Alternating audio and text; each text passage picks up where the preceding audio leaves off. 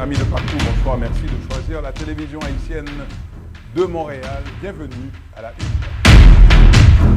Il y a exactement 11 ans et 7 mois, Haïti était frappé par un tremblement de terre de force 7 sur l'échelle de Richter qui avait mis à genoux le pays, dont la capitale dans son entièreté, Port-au-Prince. Nous allons, au cours de cette émission spéciale, regarder en long et en large ce qu'il en résulte de cette catastrophe naturelle. Nous avons des gens à qui nous allons parler. En Haïti, le journaliste Marvin Spierre, qui est journaliste à la radio et à la télévision de Métropole, et puis un expert géologue qui est un ingénieur haïtien en sismologie, va nous décortiquer un petit peu les thèmes techniques autour d'un tremblement de terre. Mais avant de faire tout ça, nous avons le privilège et le bonheur d'accueillir notre amie, notre collaboratrice, Linda Chéri. Bonsoir, Linda. Ça commence à aller mieux. Peut-être que ça va bien aller, mais pas tout à fait. On ne peut pas dire de même du côté de l'île. Les choses, quand les gens essaient de se relever, ils commencent à se traîner pour vivre leur vie au quotidien et tout d'un coup, il y a une autre catastrophe qui les frappe encore une fois.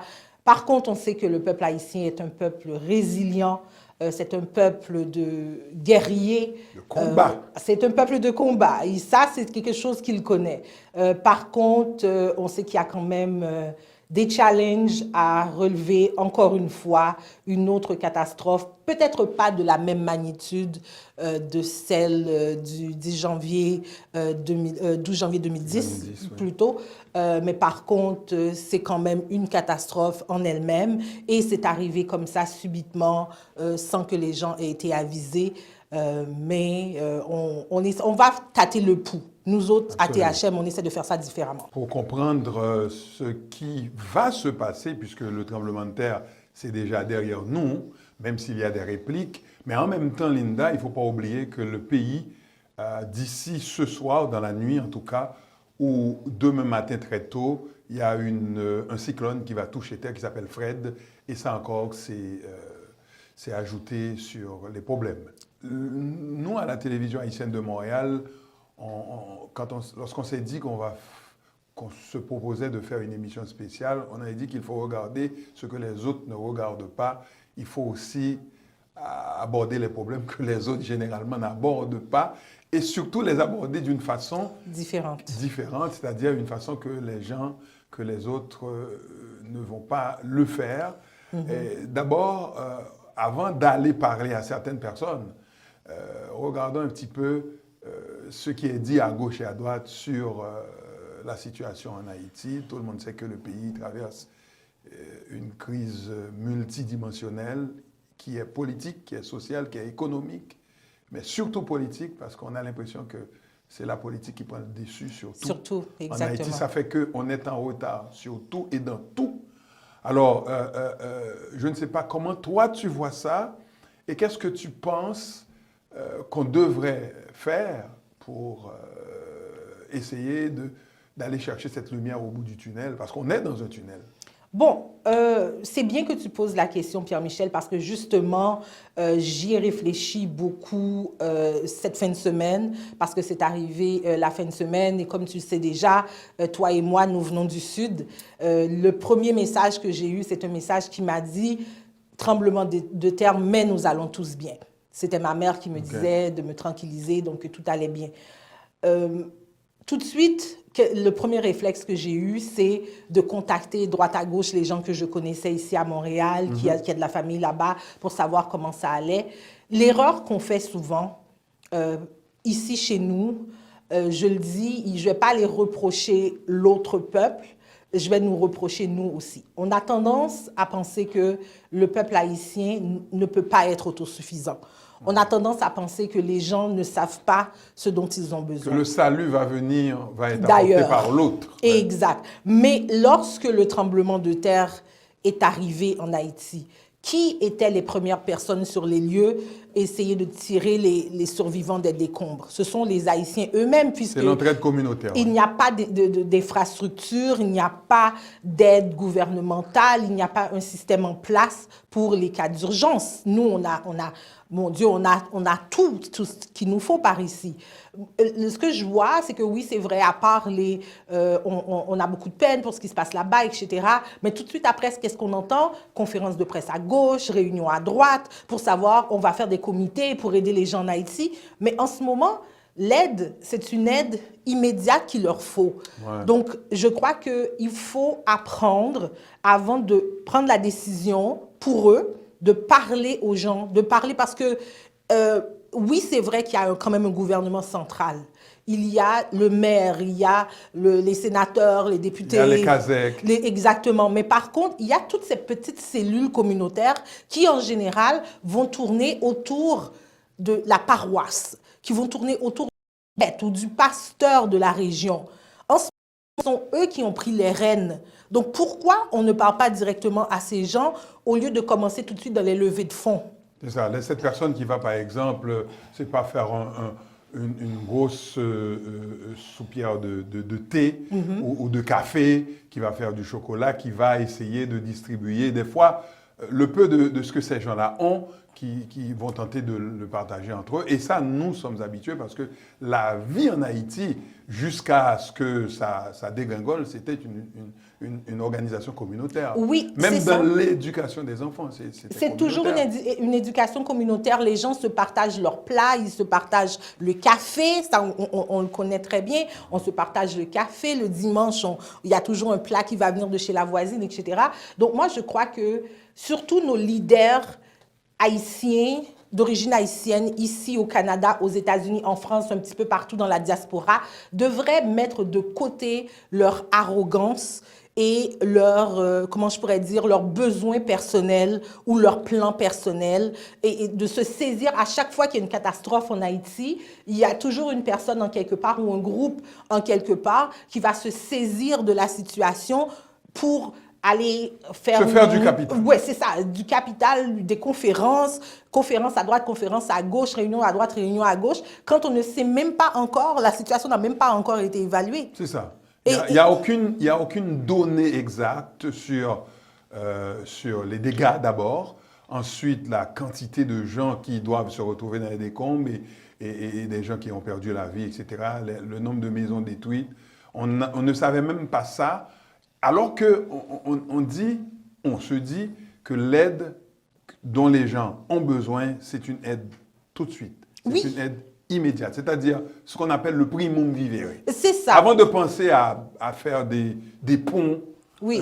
Mais c'est l'aide immédiate, c'est le primum vivere, de l'eau, des médicaments. Des médicaments, les choses aussi essentielles pour les produits sanitaires comme le savon, la pâte à dents, la brosse à dents, et etc. des gens capables de prodiguer des soins parce qu'il y a beaucoup de blessés, des gens qui souffrent et pour éviter que les blessures se détériorent parce qu'il y a les microbes, on imagine. Donc, c'est de cette aide-là qu'on aurait dû parler. Oui, c'est ça parce que toujours pour aller dans le même sens que toi, c'est qu'en ce moment, comme tu as mentionné, l'aide médicale. Haïti a de très bons médecins. Non seulement les médecins haïtiens, les médecins cubains qui viennent donner un coup de main aux médecins haïtiens. Mais ce qui manque aux médecins haïtiens, c'est souvent les produits, etc. Me dire d'aller faire une donation à une organisation internationale en ce moment, moi, je trouve ça déplacé, je trouve ça quasi indécent. Ouais. D'autant plus qu'il ne faut pas qu'on soit amnésique. Hein. C'est ça. On se rappelle qu'en 2010, dans le 12 janvier, ce qui s'en est suivi... Les Haïtiens, crois-moi, les Haïtiens s'en rappellent. Les Haïtiens s'en rappellent. Donc, alors, pourquoi je n'entends pas... Bon, premièrement, si on parle de... On va prendre un exemple. Médecins sans frontières, une organisation pour laquelle j'ai beaucoup de respect. Cependant, Médecins sans frontières avait un contingent qui était en Haïti il y a quelques années, mais qui a quitté le pays à cause de la situation qui prévaut là-bas. Ouais. Exactement. Donc, alors, me dire d'aller donner de l'argent à Médecins sans frontières, OK, admettons, vous ramassez 5-10 millions, vous allez prendre peut-être 5 millions pour le transport, 4 millions pour le salaire. Eh bien, il y a des frais. Généralement, lorsqu'on ramasse, par exemple, on va dire entre 10 et 15 millions, presque la moitié de cet argent-là part en frais et en salaire. Exactement. Hein. Donc, Les gens oublient ça. Je ne sais pas s'ils le ça. savent. Donc, pourquoi ne pas me dire, écoutez, si vous avez une centaine de dollars, peut-être que vous n'êtes pas né en Haïti, peut-être que vos parents ne sont pas nés en Haïti, mais vous avez probablement une tante. Si la situation vous touche vraiment, demandez à vos parents, écoutez, est-ce que tu connais quelqu'un là-bas, soit un prêtre, un pasteur ou quelqu'un? Parce que ce sont ces gens en ce moment qui sont en train de nourrir la population. Qui sont dans la proximité des gens. Aussi. Oui, ils sont dans la proximité des gens. Donc oui, c'est vrai que ce n'est pas, ce n'est pas une aide sensationnelle, mais c'est l'aide qui est nécessaire en ce moment. C'est quand tu vas chez le médecin, tu lui dis, voici mes symptômes.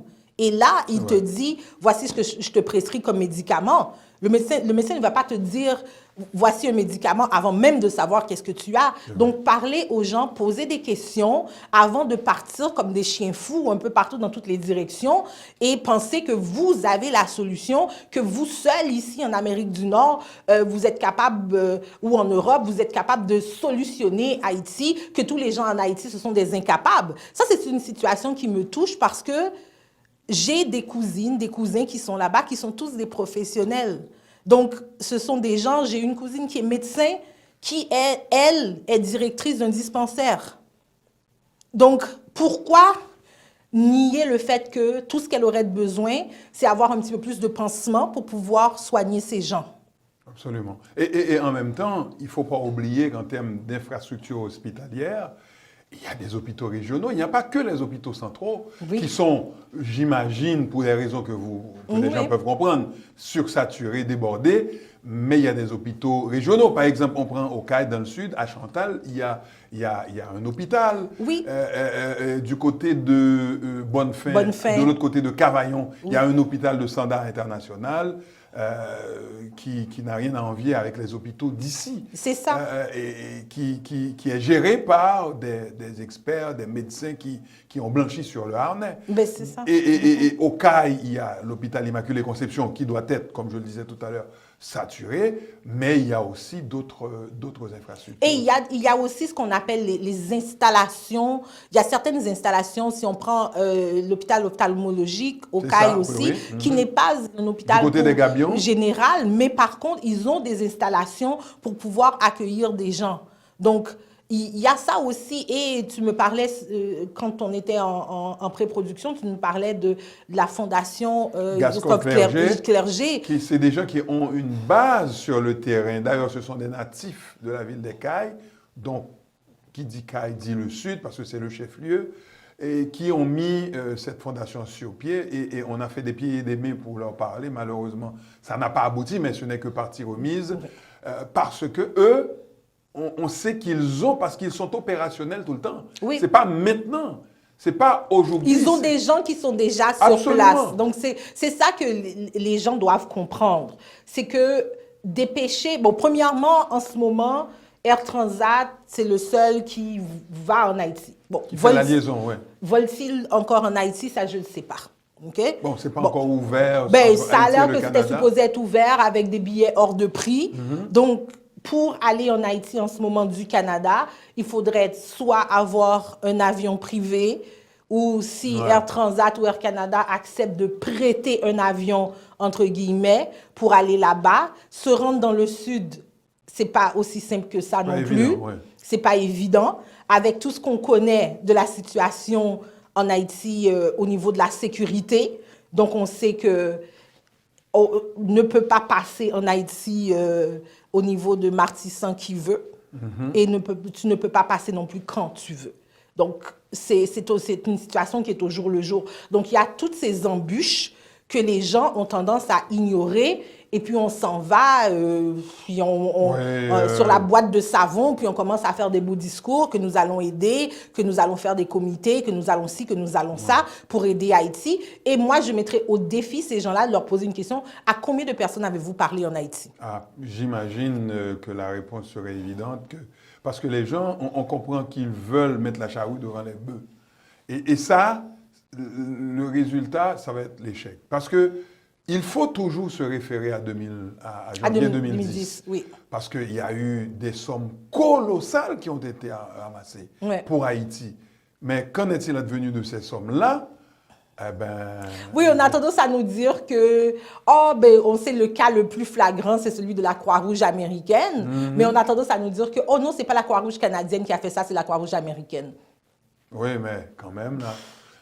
Mais la quantité d'argent que ces gens-là ont ramassé et qui est parti en fumée, là, pratiquement dans la nature.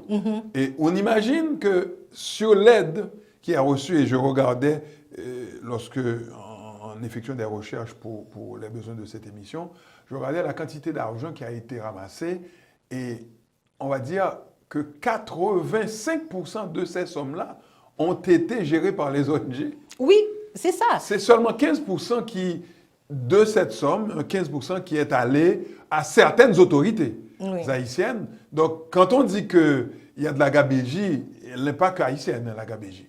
Non, mais c'est sûr. Mais par contre, ça revient au point principal.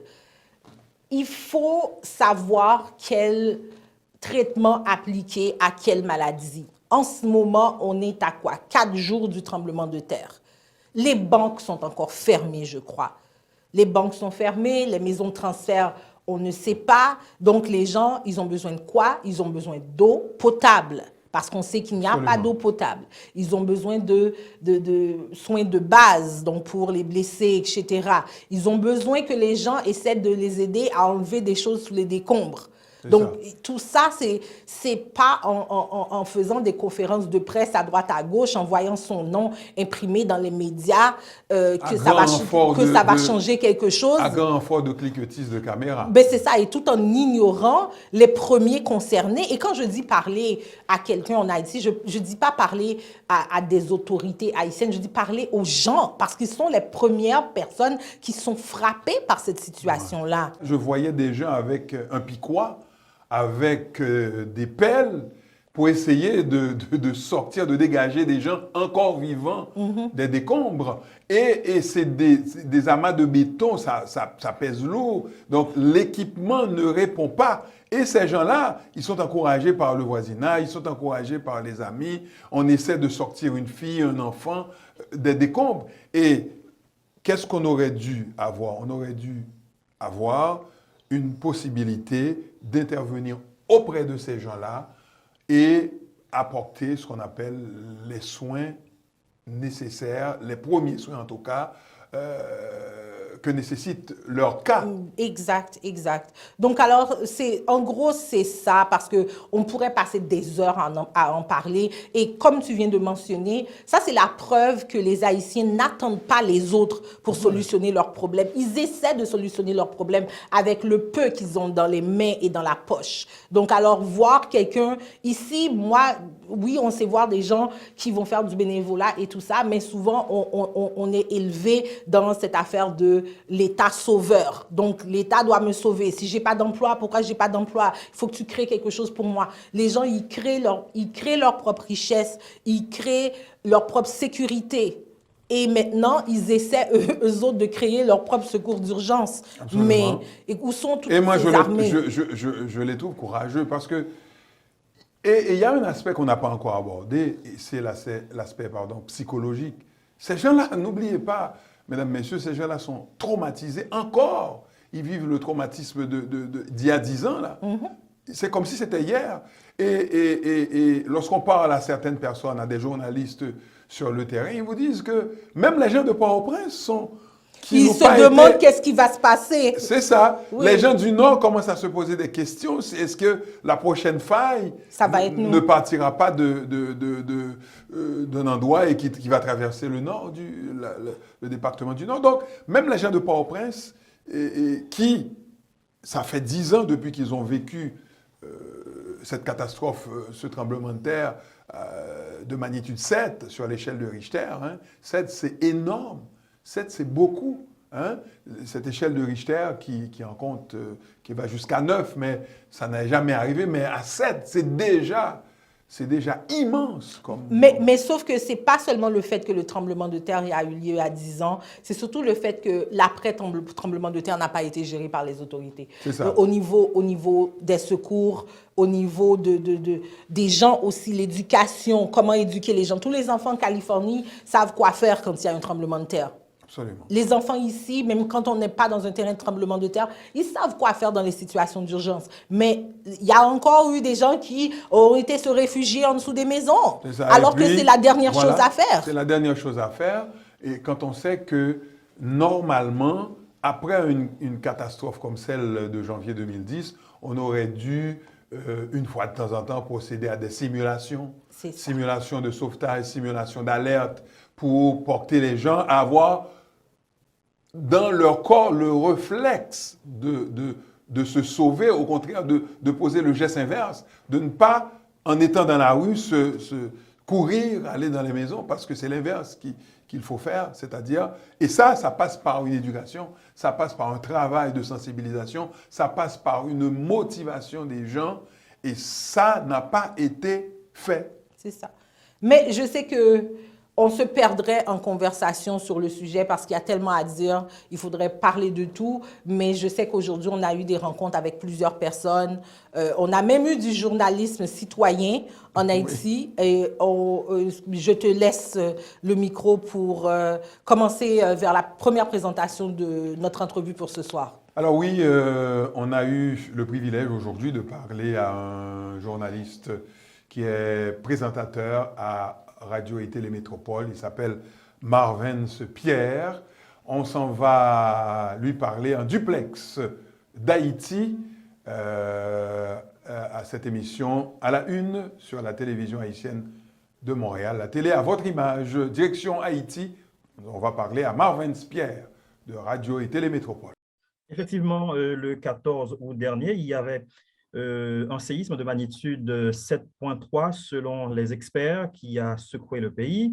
Donc, la presqu'île sud du pays a été durement touchée. On peut dire que 4 départements, 3 d'entre eux ont été plus saccagés que d'autres. On peut parler du département d'Enip, du département de la Grand'Anse. Il y a également le département du Sud, mais en ce qui concerne les départements du Sud-Est, il y a moins d'impact par rapport à ce qui s'est passé au niveau de la Grand'Anse ou encore d'Enip ou encore du Sud. Donc aujourd'hui, les autorités ont donné un dernier bilan, le bilan qui s'alourdit de jour en jour. On est passé à 1419 morts et pour le moment, on a compté 6900 blessés et plus de 37 000 maisons ont été détruites ou endommagées. Donc, c'est pratiquement les dernières informations disponibles au niveau de la protection civile. Donc, les autorités ont fait le déplacement hier, mais les habitants qui se trouvent notamment au Caille, à Jérémie, n'ont pas été satisfaits. Donc, ils ont parlé d'une visite éclair du Premier ministre Ariel Henry. Donc, aujourd'hui, il y a de l'aide qui commence à arriver, mais on peut dire que seule la ville de Jérémie, au sein de cette ville, il y a une amélioration en ce qui concerne la prise en charge des blessés, mais au niveau des Cailles, il y a encore des gorges chaudes. Donc, il y a des gens, des habitants de la zone qui se plaignent encore de la lenteur des actions des autorités. Est-ce que l'autorité a une indication sur qui ça va faire pour venir en aide à Mounio? Parce qu'il était question que de l'aide héliportée allait arriver ou, je ne sais pas, de la part d'un pays étranger pour permettre de transporter les blessés, parce que l'hôpital, par exemple, des Cailles ou de Jérémie, ces hôpitaux-là sont saturés. Est-ce que cette nouvelle a été officialisée? Oui, effectivement, il y a, on peut dire, des hélicoptères qui se rendent dans le Grand Sud. Donc, pour le moment, on a transporté plus de 500 blessés. Donc, ces blessés ont reçu des soins médicaux à l'Ofatma. Effectivement, il y a de l'aide qui a été acheminée dans le Grand Sud, mais en ce qui concerne la coordination de l'aide, pour que les gens puissent recevoir cette aide-là, eh bien, il y a un manque de coordination, il y a un manque de fluidité, sachant que des routes ont été bloquées. Donc, ce matin, il y avait quelques engins lourds qui ont été sur place justement pour déblayer la route qui fait la liaison entre la Grand'Anse et le sud. Donc, pour le moment, on peut dire que ça arrive par compte-gouttes. Certainement, de l'aide arrive, mais on ne peut pas dire que c'est la joie au sein des communautés qui ont été victimes. Et comme journaliste, rapidement, avant de te laisser filer, je sais que tu parles à plein de gens. Dans quel état d'esprit sont les gens, même à Port-au-Prince? Qu'est-ce qui se dit? Qu'est-ce que tu entends? Qu'est-ce que les gens disent? En ce moment, les gens sont très traumatisés. Donc, pas seulement les gens d'Écailles ou de Jérémie, de Cavaillon, de Torbec ou d'autres villes qui se trouvent au niveau de la presqu'île du Sud. Mais à Port-au-Prince, les gens sont très traumatisés, surtout quand il y a d'autres secousses qui arrivent. Eh bien, ça rappelle, je veux dire, les événements de janvier 2010. Donc, on peut dire que parmi ceux qui habitent dans la capitale, eh bien, il y a une sorte de souvenir qui revient. Donc, il y a des gens qui ont peur, qui ont très peur même pour l'avenir de ce pays. Et il y a des gens qui ont même parlé de la ville du Cap-Haïtien, sachant qu'il y a une faille dans cette zone et ce n'était pas cette faille qui a été activée. Donc, il y a des gens qui pensent même que dans les prochains jours, dans les prochains mois, pourquoi pas les prochaines années, le Nord peut aussi être victime d'un tremblement de terre. Donc, pour le moment, les gens sont sur le qui-vive, pas seulement ceux qui se trouvent dans le Grand Sud, mais à Port-au-Prince, il y a pas mal de personnes qui sont en train de débattre ou encore de parler en ce qui concerne ce qui était arrivé le 14 août, et sachant que la situation sécuritaire dans le pays se dégrade de jour en jour. Et samedi dernier, il y avait des équipes qui voudraient se rendre dans le sud, eh bien, par rapport aux affrontements entre gangs armés, eh bien, il y avait des gens qui ont eu peur de traverser Martissan. Donc, on peut dire que c'est un pays qui vit une situation très difficile. Pour le moment, le tremblement de terre vient d'ajouter d'autres éléments de préoccupation, mais il y avait pas mal d'éléments de préoccupation dans le pays. On parle de l'insécurité, mais le tremblement de terre, c'est comme une sorte de goutte d'eau qui vient de renverser le vase. Donc, c'est ce qu'on peut dire en ce moment. Tout le monde en parle, même dans d'autres zones où il y avait des petites secousses, comme dans l'Artibonite ou dans le centre, dans le plateau central, mais quand même, il y a de la peur, il y a vraiment de l'inquiétude qu'on peut lire sur le visage des gens qui se trouvent dans le pays. Pour conclure, on peut dire que de l'aide arrive de temps à autre. Il y a des pays qui ont promis de l'aide à Haïti, notamment les États-Unis. Eh bien, les États-Unis ont déjà acheminé une partie de leur aide à Haïti. Il y a le Mexique, le Chili, le Venezuela et tant d'autres pays de l'Amérique latine qui ont promis de l'aide à Haïti. Et il faut dire que nos voisins dominicains ont envoyé le jour même du séisme de l'aide, mais la lenteur qui existe au niveau de nos autorités, au niveau de l'administration publique, empêchait l'acheminement de ces aides-là. Donc, on peut dire que le gouvernement actuel a beaucoup de choses à faire, surtout en cette période de coronavirus, en prélude aux élections, et quand même l'arrivée du séisme, eh bien, ça a tout ou presque chambardé. Donc, il va falloir que les autorités mettent les bouchées doubles afin que la population puisse respirer après tous ces événements malheureux. Merci Marvin Sepierre d'être nos yeux et nos oreilles depuis Port-au-Prince, depuis Haïti. Merci infiniment. On se reparle, d'autant plus que le cyclone touche terre ce soir ou demain, très tôt. On aura la chance probablement d'en reparler. Merci infiniment. Merci. Et effectivement, il pleut en Haïti, même s'il ne pleut pas des averses, mais il pleut en ce moment. Merci et à bientôt. À bientôt. Merci. Marvin nous a fait un descriptif de la situation et en conclusion, il y a un mot qui retient mon attention. Il a souligné la lenteur de la réaction des autorités haïtiennes. Oui, c'est ça, parce qu'il y a quelque chose qui m'a touchée lorsqu'il a dit que le Premier ministre a été dans le Sud et que c'était une visite éclair. Donc, pour une situation telle que celle-là, je ne pense pas que l'éclair devrait s'appliquer. Donc, alors, voilà, donc c'est ça la situation. Et lorsque Marvin nous parlait de lenteur, c'est à ça que j'ai tout de suite pensé. Voilà, une réaction timide. Et normalement, moi, je m'attendais, et ça, c'est l'attente de toute personne logique que le Premier ministre ou que les autorités aillent faire un survol des endroits affectés pour avoir une vue d'ensemble sur les dégâts qui ont été occasionnés par ce tremblement de terre. Mais non, on a fait c'est des réunions, c'est des meetings. Comme on dit en anglais, des photos op.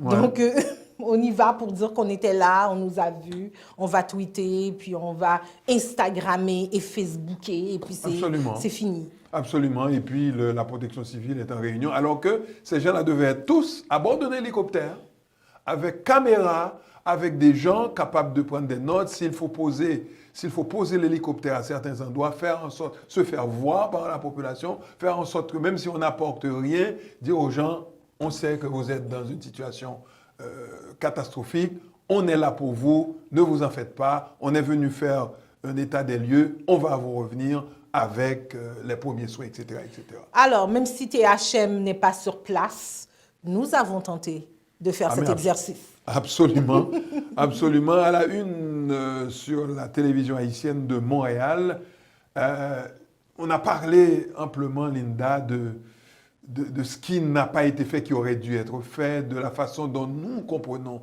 la situation en Haïti, parce que nous ne comprenons pas la chose de la même façon que d'autres personnes, et c'est normal. Et puis ensuite, nous avons aussi abordé la question de l'aide, parce qu'il y a une chose qu'il ne faut jamais qu'on oublie, c'est que lors du tremblement de terre de janvier 2010, Linda, il y a eu énormément de faux pas. Énormément de faux pas dans l'aide, énormément de faux pas dans la distribution de l'aide, énormément de faux pas dans la réaction, énormément de faux pas après. C'est-à-dire le travail avant, après, pendant. C'est ça. Le travail post-tremblement de terre, on en a parlé tout à l'heure, le travail de motivation qui aurait dû être fait, qui n'a pas été fait, etc. Et pour comprendre tout ça, on a tenté et on a réussi à parler à un géologue haïtien. Oui, que nous verrons en fin d'émission. Absolument. Mais par contre, avant d'aller le voir, parce que c'est quand même une entrevue très importante, parce qu'il ne faut pas seulement parler des urgences, mais il faut prévoir aussi ces urgences. Mais avant ça, je crois que la régie a préparé pour nous quelques petites images de gens, de citoyens qui nous expliquent dans leurs propres mots ce qu'ils pensent qu'il leur faut en ce moment. Donc, ils nous expliquent eux-mêmes la situation. Ce dont ils ont besoin pour l'instant. Voilà. Exact. Moi, je salue tout le monde qui a écouté la télévision THM. Moi, c'est Louis-Garline Belmont. Dans ce moment, c'est avec un pile de désolation pour moi rapporter nous ça qui passait dans le Grand Sud là, samedi matin, aux environs de 7h30, 8h30, côté que il y a un événement naturel, un tremblement de terre qui passait. Sans que personne ne pas prévoir ça, nous n'avons aucune information pour nous joindre un tremblement de terre dans le jour ça. C'est vraiment avec un pile fracas, avec un pile désolation, tout le monde sous choc. C'est parti dégâts qui fait dans le département sud là. Peut-être qu'un pile caille perdu, un pile caille plongé, plat à terre, un pile monde mourir, un pile dégâts. On regarde là actuellement là, moi dans Chantal, qui c'est une commune dans le département sud là, quand on regarde là, ça c'est un caille qui crasé, vidé à terre. Et tu as un pile bagay moun qui était en dedans là, et bon Dieu qui fait li te get un jour, parce que moun yo se nan kay leur vivre, ou te get wa moun sa yo te get mourir parce que nuit ça yo n'a regardé là, te ka tomber sur yo en dedans. C'est avec un pile désolation pour nous regarder côté que moun nan commune là nous dans grande difficulté en pile problème jusqu'à maintenant nous pas gagné aucune aide qui vient joindre nous pas gagné de l'eau pour moun yo boire c'est un plus gros problème qui gagne là sous ce qui kon bay de l'eau ali joindre secousse tout et comme ça de l'eau sale c'est tel tourné moun pas ka joindre de l'eau pour yo boire plus gros problème nous gagne là n'a demandé pour ta gagner une aide qui t'a vinn joindre nous pressé pour autorité qui responsable yo dans capitale là t'es capable passer avec nous tout dans Chantal parce que nous vraiment en difficulté moun yo pas ka joindre de l'eau pour yo boire yo pas ka sortir pas rien qui ouvri magasin dans ville là pas ouvri aucune maison de transfert rien pas ouvri moun yo vraiment en difficulté dans le département sud là spécialement commune Chantal et sous ta aller plus loin qui c'est le prêtre actuellement là gen moun jusqu'à maintenant commencer dégager mauvaise odeur en l'air dans monde nan pour qu'on gagne personne moun qui pour ta vinn mettre yo dehors tout monde qui en bas des com yo toujours en bas des com pas que personne autorité qui pour qu'on jamais passer bon côté yo pour venir visiter yo pour ta aider moun yo pour ta mettre moun yo dehors dans situation difficile côté yo trouver yo c'est vraiment accablant ça qui a passé dans le département sud là après tremblement de terre ça qui fin passé samedi a c'est que nous yon paté averti t'a pral gen un tel événement qui t'a pral passer. Jean-Simon Jean-Merlin, moi habite d'ici, c'est dans la commune ici là bon. On connaît ici mettez en pile bagaille parce que dans Jean bagaille a viré là un tremblement de terre qui s'est passé. Tout cas nous craser net ici nous tous ces dehors nier. Là qu'on y a là nous besoin yon aide là dans des instances yon bagaille pour aider nous. Ça plus important pour nous, nous besoin de tente, nous besoin pour là parce que nous on y a maintenant tous ces dehors nier là. Nous tous derniers là nous besoin bagaille ça yo puis en urgence pour nous parce que nous besoin de l'eau bagaille parce que de l'eau nous pas bon maintenant. Quand nous craser dehors nous nous besoin de côté pour nous détenter nous dès maintenant parce que nous ouais, si on monde ka aider nous nous te ka faire participer dans le domaine ça plus bon pour nous parce que nous dès maintenant quand c'est important pour nous près là important pour nous te ka gérer l'air et ça plus bon pour nous je crois que ça moi qui plus important pour nous dans zone là connaît ça rien aider nous comme ça. Nous dans le département sud toujours Haïti et côté nous situé dans la commune du 6. Nous situé dans la commune du 6 côté nous sommes parlé avec des trois paysans là côté une situation vraiment compliquée pour question ça l'eau et problème qui vient passer toujours gain pile monde qui écrasé ti manger te gagné majorité en bas béton toujours. Et jusqu'à présent, il y a plus de là, il y a boumé, regardez comment on a fait quelques arrangements. Et puis voilà que le business est fermé et quelques machines nous trouvons dans la rue qui a vendu et qui pas même gagner le commerce. Et puis après ça, et maison transfert est fermée, banque est fermée. Situation vraiment compliquée dans la commune du 6 et sud pays d'Haïti. Spéciale sur la situation qui prévaut en Haïti suite à ce tremblement de terre du 14 août. Et on l'a dit en intro de l'émission, on est à 11 ans et 7 mois depuis ce fameux autre tremblement de terre qui avait mis complètement Haïti à genoux. La capitale a été presque rasée, tellement les dégâts étaient immenses, étaient nombreux. Et le 14 août dernier, 11 années et 7 mois plus tard, un autre tremblement de terre qui est parti de Enriquillo, en République dominicaine, pour parcourir toute la presqu'île du sud et causer des dégâts immenses. Le sud, dans la ville des Cayes, la Grand'Anse, donc on va dire le Grand Sud, le département des Nippes, et puis un petit peu le sud-est sont les endroits qui ont été pratiquement éventrés par ce tremblement de terre d'une magnitude 7 à l'échelle de Richter. Lorsqu'on dit magnitude 7 à l'échelle, 7.2 à l'échelle de Richter, l'éponyme échelle de Richter, je tiens à le rappeler pour vous, chers amis téléspectateurs, c'est du nom du sismologue américain Charles F. Richter qui l'a proposé en 1935. En effet, cette échelle permet d'évaluer l'énergie libérée par un tremblement de terre et donc les dégâts qui viennent avec. De 1 à 3, un tremblement de terre est à peine ressenti par les personnes. De 4 à 5, il est nettement ressenti mais cause peu de dégâts. De 6 à 7, il est destructeur. Donc, tel est le cas de celui du 14 août dernier, qui rappelle un peu, j'aime à le souligner, celui du 12 janvier 2010. Donc, à l'échelle 8, il est de plus en plus ressenti sur une longue distance. Et puis, à 9, et au-delà de 9, il est dévastateur. Toutes les structures qui existent sont détruites sur une large superficie. Donc, l'échelle 9 est ouverte et n'a pas de limite supérieure, sauf qu'il faut rappeler le tremblement de terre de 1960 à Valvidia, c'est au Chili, où on a eu une magnitude de 9,5 sur l'échelle de Richter. Pour comprendre qu'est-ce que ça veut dire une magnitude c'est une valeur numérique qui sert à mesurer l'intensité d'un tremblement de terre. Alors, pour comprendre le langage qui a rapport avec le tremblement de terre, les plaques tectoniques, le déplacement des failles, etc., jusqu'à la lithosphère même, si vous voulez, qui est ce manteau terrestre qui se désagrège comme ça, eh bien, on retourne en Haïti, à Port-au-Prince plus précisément, pour nous joindre ingénieur géologue Claude Prepti, à qui nous disons bonsoir, Monsieur Prepti. Bonsoir et bonsoir à toutes les auditrices et auditeurs qui Montréal, capitaine de l'émission, et merci beaucoup pour l'invitation.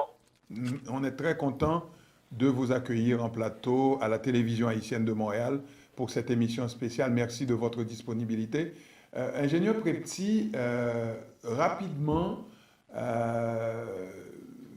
ça fait exactement après le 12 janvier 2010, nous survivons l'autre tremblement de terre en Haïti. Nous connaissons, ils ont calculé magnitude en tremblement de terre sous l'échelle de Richter, et son bagage qui est remonté à des temps immémoriaux, 1935 pour être précis, côté que le sismologue américain Charles Richter, c'est monsieur qui t'a proposé ça en 1935 pour nous jouer une capacité pour nous dire qui intensité au tremblement de terre. Il y a plusieurs niveaux dans l'échelle là. Là, c'est 1 à 3, où pratiquement la tête tremblée, mais on pas senti, moun pas senti grand-chose. De 4 à 5, les nettement ressentis par des personnes. De 6 à 7, les très destructeurs, tel est le cas de ce qui passé à Haïti l'autre jour-là. À 8, il est plus ressenti sur une longue distance. Et puis à 9, ou au-delà de 9, les dévastateurs, c'est-à-dire toutes les structures détruites sur une large superficie. Et puis l'échelle 9, je me rappelle que c'est seulement en 1960 à Valdivia, c'est du côté du Chili, que nous avons eu un tremblement de cette magnitude-là.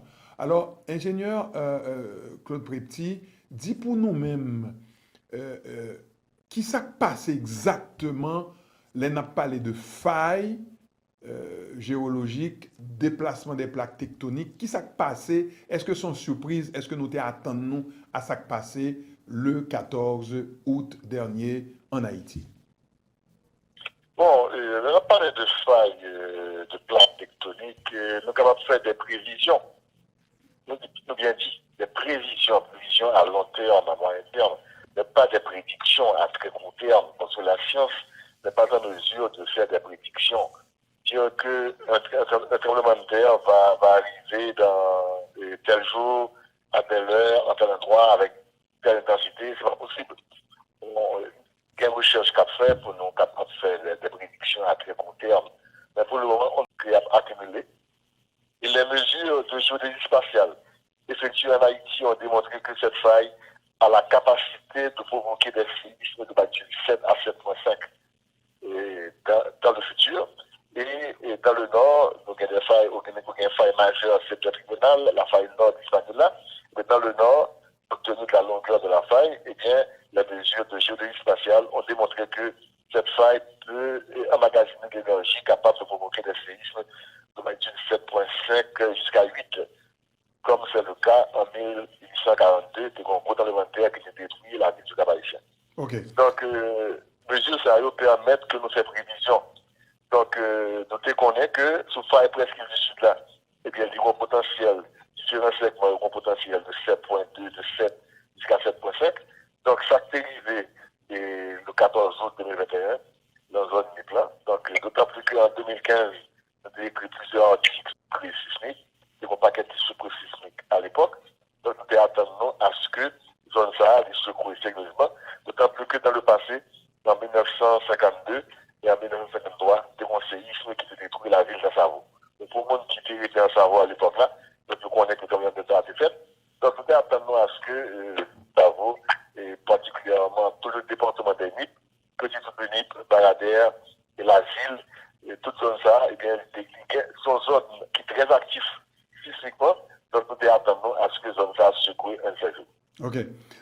Vous avez dit tout à l'heure, dans l'introduction, là, que l'IP prend naissance, l'IP parti de Henriquillo, en République dominicaine, mais comment on peut expliquer que côté le prend naissance, l'IP parti, l'IP pratiquement pas aucun rien là, et puis c'est Haïti qu'elle prend toute frappe ça. Est-ce que d'abord, une question que je me posée tout à l'heure, m'a demandé encore, est-ce que nous son bagage nous capture, est-ce que nous prévoit ça?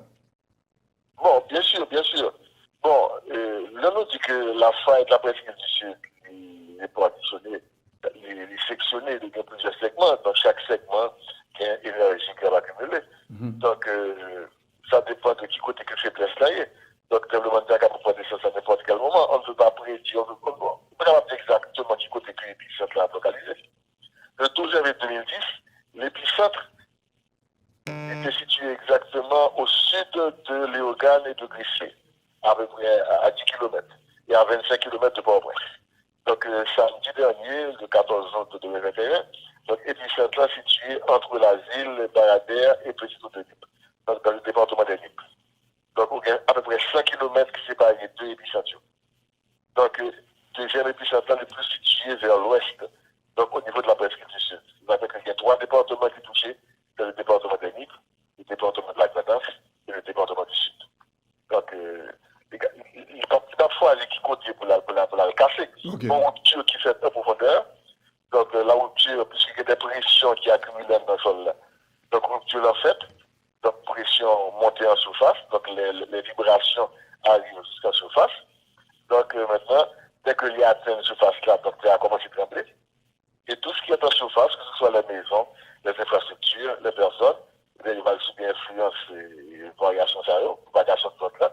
Donc, cela peut provoquer des dégâts matériels importants si les bâtiments sont mal construits et la population elle-même est capable de faire des réactions émotionnelles si vraiment il n'y a pas une éducation qui permet de connaître qui réflexe pour développer la face phénoménale. OK. Il semblerait que l'immense majorité des séismes est d'origine, on va dire, tectonique.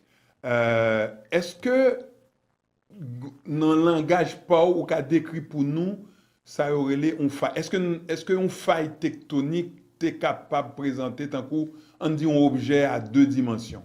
Est-ce que c'est ça? Bon, une faille, c'est quoi? C'est une cassure. Une faille, c'est une cassure de l'écorce terrestre. Pas oublier structure interne de la Terre, ou l'écorce terrestre qui a 100 km d'épaisseur en moyenne. Et en bas l'écorce terrestre là, où il y a un espace, il y a le manteau. Et puis, il y a un liquide en dernier qu'on appelle le magma. Donc, bas, comme on appelle, c'est trop théorie. Oui. Mais à peu près, c'est ça, où il y a l'écorce terrestre. Mais l'écorce terrestre n'est pas uniforme, c'est pas tant qu'on c'est pas tant qu'on pose ce qu'il y a. Donc, il est divisé en un certain nombre de plaques, qu'on appelle les plaques tectoniques. Il y a de grandes plaques et il y a de petites plaques. Donc, Haïti se situe sur une petite plaque, c'est la plaque Caraïbe, qui est coincée entre la plaque de l'Amérique du Nord et la plaque de l'Amérique du Sud. Donc, on a qui vitesse que plaque ça a déplacé, à une vitesse de 2 cm par an. Donc, on convergence entre la plaque caraïbéenne et la plaque de l'Amérique du Nord. Donc, la plaque de l'Amérique du Nord glisse sous la plaque caraïbéenne. Donc, il y a des frottements qu'a fait. Et ces frottements ça qui provoquaient des fractures. Donc, il y a avoir des cassures de l'écorce terrestre qu'on va appeler des failles. Les failles arrivent en profondeur. Et puisque le mouvement a continué, donc il y a des contraintes, des pressions qui s'accumulent le long des failles. Ils vont l'élasticité à dépasser. Donc, il n'est pas capable de créer encore une rupture. Donc, un séisme, c'est le glissement brusque de 2 rochers le long d'une faille. Donc, faille là est cassée. Donc, on rupture de bloc, soit que le bloc va la monter, ou on faille normale, ou on bloque la descente, ou on faille inverse, ou bien encore on conduit à J1. Donc, quelle que soit la façon que le bloc l'a déplacé, et bien, provoquer une rupture, et ces ruptures, ça, qui va provoquer des vibrations dans la roche, et les vibrations, les ondes vont arriver jusqu'à la surface. Cette vibration va manifester d'une certaine façon, parce que audio, vous allez avoir 3 types d'ondes, des ondes de influencer Caillou. Donc, quand la peut mater dans mon ballon, la monter en haut, la descendre, etc. Ensuite, une deuxième onde qui est moins rapide qu'à briser sur son onde de cisaillement qui a balancé le bâtiment à droite et à gauche. Et une troisième onde, une onde de tension qui a brisé. Donc, c'est trois types d'ondes qui ont mis ensemble qui pourraient écraser exactement tout ça qui est en surface. Maintenant, dans la mesure où les constructeurs ne prennent pas en compte toutes ces contraintes-là, ne pas intégrer le calcul, eh bien, on bâtiment que peut-être va appliquer les normes conventionnelles de construction, mais ne sont pas renforcés par les normes parasismiques, ou pas tenir compte de mouvements, de dynamisme, de ondes qui arrivent en surface, eh bien, c'est sûr que la maison va s'effondrer. Okay. Parce qu'il n'est pas approprié pour ça. Alors, et ensuite, c'est des mondes qui habitent dans la construction. Donc, on ne sait pas des réactions. Donc, il faut une éducation pour qu'ils fassent, pour que le monde ça développer des réflexes, pour qu'on ait qui ça qui est complémentaire là, pour construire des bâtiments parasismiques lorsqu'il y a une zone à risque sismique. Ensuite, éducation qui a pas été faite, il pas dans l'école surtout, il fait des simulations. Donc, il apprendre qui ça on sait ici, il connaît exactement qui ça peut évacuer un bâtiment. Donc, à ce moment-là, donc, tout paramètre ça permet de protéger les vidéos. Donc, il s'agit de limiter les dégâts, de réduire le risque sismique en faisant de bonnes constructions et en faisant l'éducation de la population. Maintenant, au niveau des autorités, ils ont élaboré des plans de contingence parce qu'il y a toujours des dégâts matériels. Donc, de façon pour être capable d'intervenir rapidement pour limiter les réponses et ça va et augmenter la capacité de réponse. Donc, il y a d'un côté la prévention. La prévention passe par la bonne construction, la bonne éducation. Il y a ensuite la réponse qu'il faut apporter rapidement pour que, une fois que le tremblement de terre a fini de passer, eh bien, nous reprenons l'activité normalement. Maintenant, si ce n'est pas un pays qui est résilient, on va prendre plus de temps, on va coucher à terre, car elle a crasé, pas de reconstruction. Donc, de toute façon, comme je l'ai toujours dit, il faut pratiquer la prévention. La prévention coûte beaucoup moins cher que la reconstruction. Pas attendre que Paris finisse crasé, finisse détruit pour la reconstruire. La coûte trop cher, nous avons des moyens pour nous reconstruire. Mais par contre, on peut faire la prévention. Même si elle coûte cher, mais la coûte est moins chère que la reconstruction. Mis à part l'ensemble mis à part l'ensemble des répliques qui suivent habituellement un tremblement de terre, qui ça pour nous surveiller là, qui ça pour moun dans zone au caille, dans grandance, qui ça pour nous surveiller, à qui ça pour nous attendre pour les jours et les semaines à venir? Bon, en principe, pas oublier que Haïti sont îles de donc Jérémie, Okaï, ce sont des îles côtières. Donc la mer a balayé des arômes. Donc si faille a passé dans la mer, gros tremblement de terre, ou magnitude 7, par exemple, il est capable de provoquer au phénomène qui est le tsunami. De remonter vague là sur les côtes, à ce moment-là, il va compliquer la situation, parce que non seulement on va faire secousse là, secousse qui a capté tout le bâtiment, ensuite, quelques secondes plus tard, il va y avoir un phénomène de tsunami avec des vagues pour gérer encore. Donc, heureusement, et puis c'est là, c'est sur terre que le site est situé. Donc, il ne va pas provoquer de tsunami. Donc, on va bien pour tenir compte de ça. D'autant que si tu as pris de tsunami, tu as fait également quelques secondes après le tremblement de terre. Maintenant, ce qu'il faut veiller, ce sont les répliques. Parce que au magnitude 7, quand même, il est assez fort. Donc, il est suivi par des répliques. Des répliques, bon, qui ne peuvent pas que magnitude supérieure à 7 le jour du cancérisme. Donc, mais quand même, on a des répliques qui sont suffisamment fortes de magnitude 6. Si le bâtiment déjà fissuré, que le gros tremblement de terre a fissuré le bâtiment, donc si mon arrive là-dedans, il va tomber. Et puis, on réplique 6 arrivé, donc réplique là capable d'achever le bâtiment, donc il tombe sur mon dos. Donc, il n'est pas question que mon mal vende dans le bâtiment, parce que ce sont des bâtiments très fragiles. Donc, actuellement, c'est pour nous surveiller les répliques. Et bon, il fait depuis samedi. Regardez, en samedi et jeudi, nous avons aussi plus que 400 répliques déjà. Ça veut dire que les répliques vont continuer encore pendant quelques semaines. Donc, avec le temps, ça va diminuer. Donc, la magnitude va diminuer. Mais nous allons faire un peu de temps avec des répliques. Une réplique, c'est quoi? C'est un réajustement du bloc rocheux qui provoque une rupture là, qui va être tremblement de terre là. Donc, tout à coup, on déséquilibre en bataille, tout à coup, le bloc rocheux, beaucoup bien chita, il fallait bien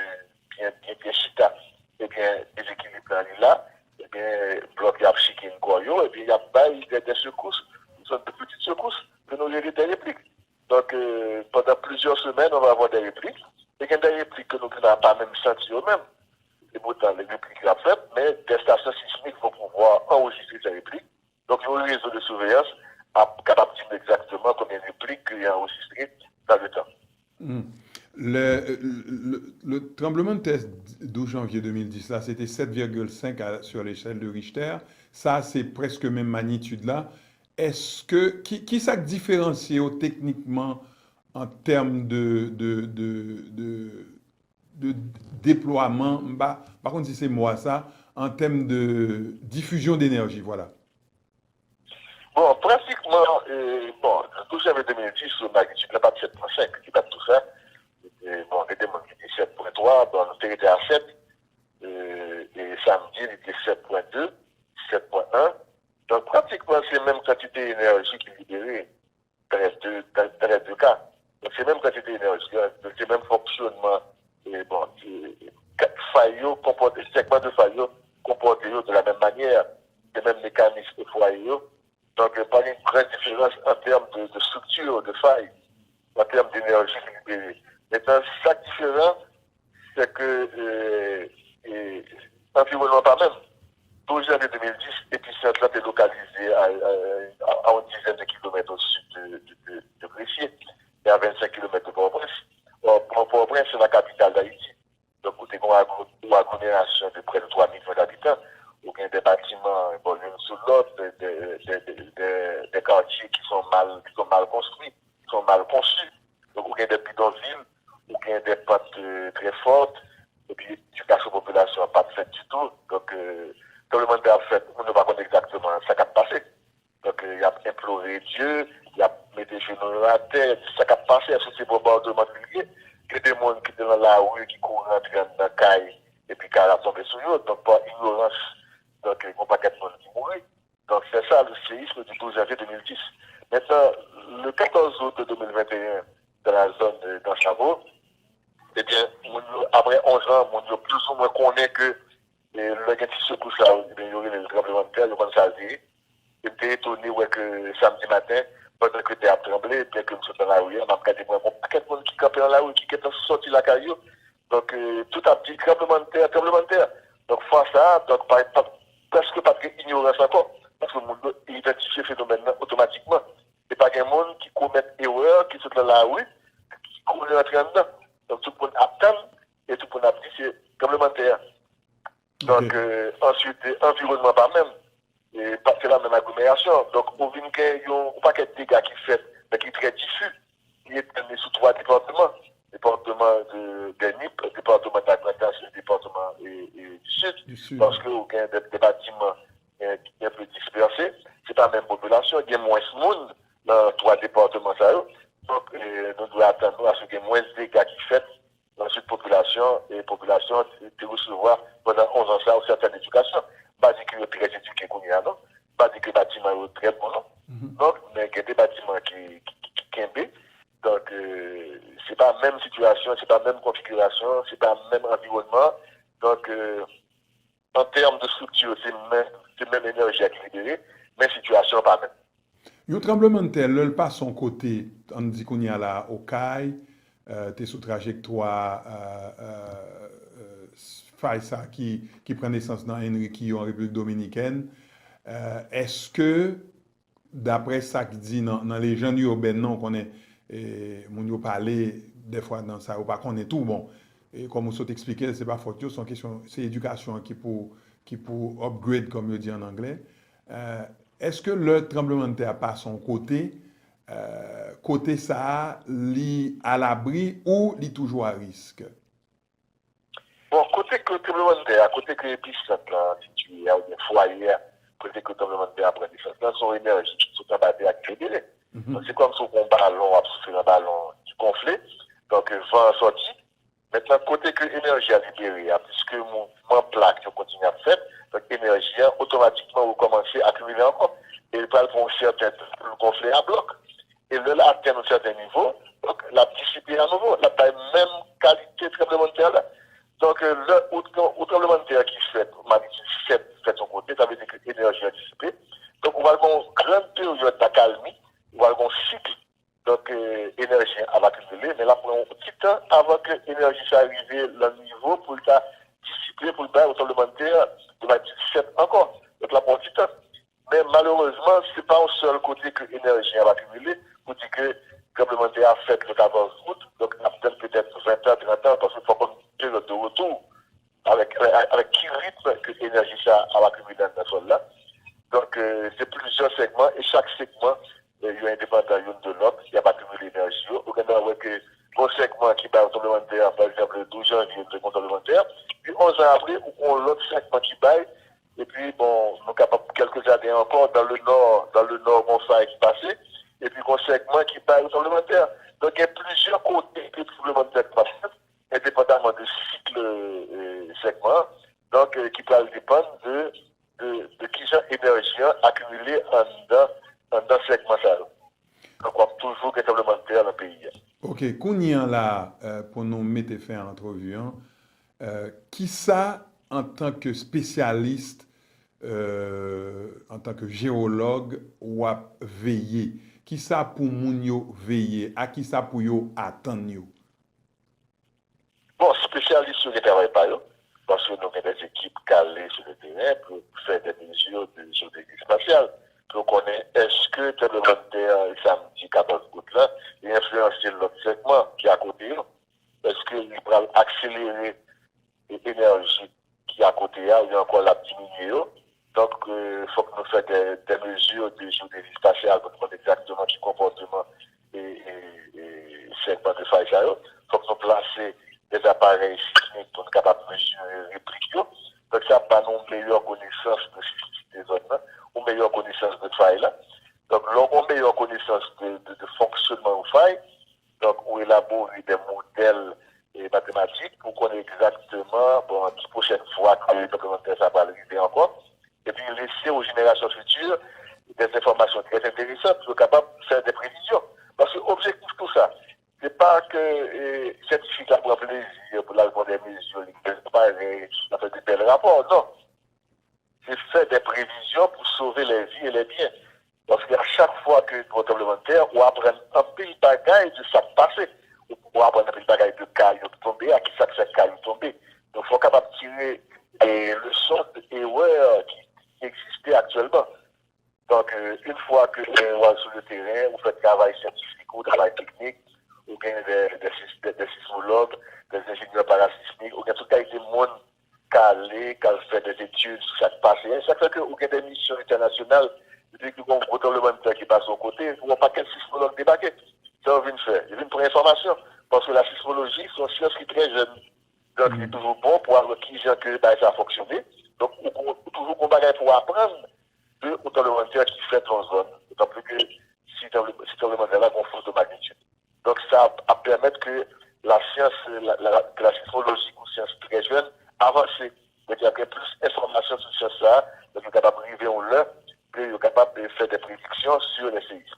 Donc, ça, c'est l'aspect scientifique là. Maintenant, il y a des dégâts matériels, il y a des pertes dans les humaines. Donc, il faut l'État, et même la responsabilité de l'État, c'est gérer, c'est pas une réponse à ce phénomène.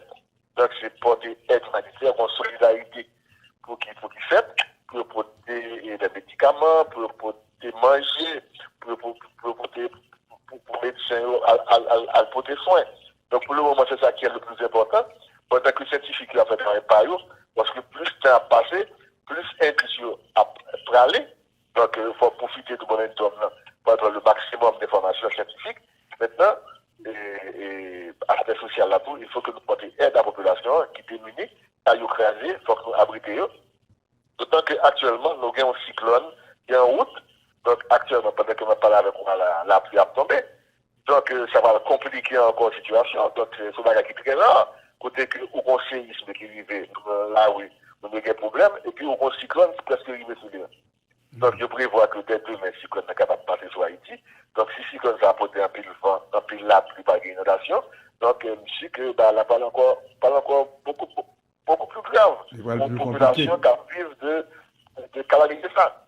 Donc, c'est gérer la situation, porter une réponse, et dans vivre dans un pays qui n'a pas de moyens, qui n'a pas préparé, qui n'a même connaître que ça va arriver. Donc, nous avons déjà un problème.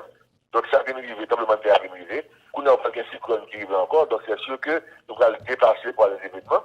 Donc, pour le moment, c'est géré pour nous gérer le problème. Les solidarités pour nous porter par les frères, par les soeurs, donc des pays qui commencent à porter solidarité, qui commencent à porter un pile bagaille. Et là encore, il faut qu'on ait une bonne gestion de ça qui a venir, parce que là encore, il faut tirer le leçon de ça qui est passé tout janvier, pour pas qu'il y ait aide qui baille, mais qui gaspille, côté que nous avons fait capital politique sur problème mondial.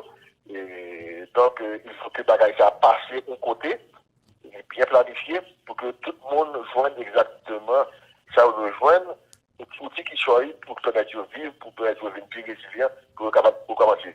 Ouais.